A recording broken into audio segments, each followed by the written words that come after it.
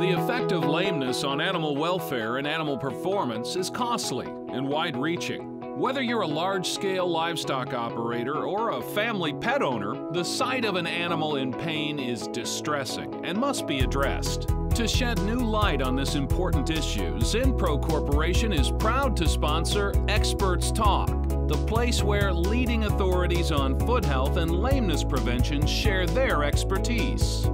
This episode of Experts Talk discusses why lameness can be difficult to assess in cattle and why it's so important to address even relatively minor foot health issues.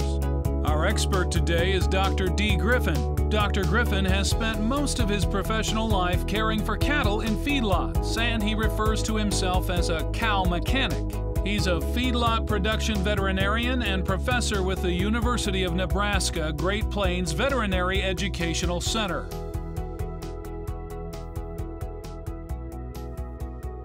If you got a stirred up calf, he can have a foot amputated. He'll sit there and look at you and not act like anything's wrong. If he's scared, they are prey animals and they can hide the worst symptoms in the world.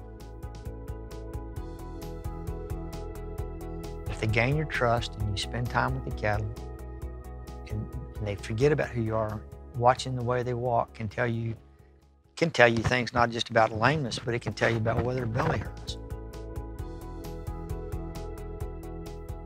But we ask every cowboy, I don't care, old calf laying there just as comfortable in that pen, like nothing's going on. No, you haven't done your job till you ask him to get up and watch him walk. So you don't need to spook him and do all that kind of stuff. Just kind of wander up and say, hey, calf, would you get up and take a stroll for me? Because I want to see what you look like. And the calf will get up and walk off and turn around, look at the cowboy and go, all right, you satisfied? Cowboy says, thank you, buddy, and goes on to the next calf. So understanding what a normal cattle, normal stride, normal length of movement, how they flex their joints normally is critical. You can't look at any of that other stuff until you know what that one is. In a feedlot, a damaged foot is a death sentence. I mean, it's if you're talking about an animal that if he's out on grass and he injures his foot and there's no particular pressure to grow and perform, you know, he's got a month or 2 weeks, a month or two to heal up. But in a feed yard, that clock's ticking. I don't have 2 months to let him limp around. And the environment that you're going to be staying in is an environment that is not good, clean grass. The nutritionist, once upon a time, didn't really consider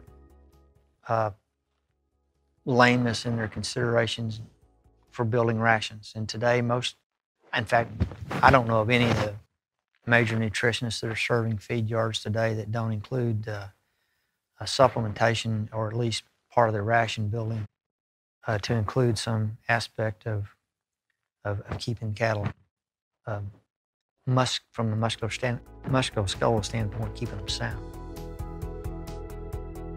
These little bitty things get in the way of that animal having the very best day it can have.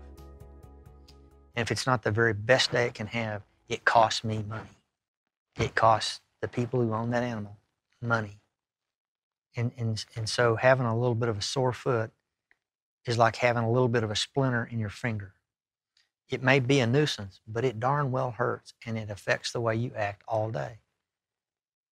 When that animal has any little, I don't care, its eye hurt, its foot hurts, it's whatever hurts, it affects my ability to get the best genetic potential out of that animal.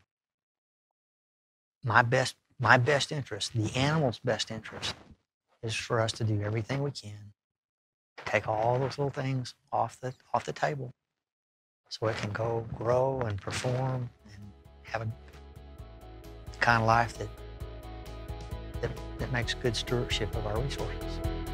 Thank you for watching this episode of Experts Talk. Additional episodes are available at zinpro.com. Experts Talk, promoting foot health, preventing lameness.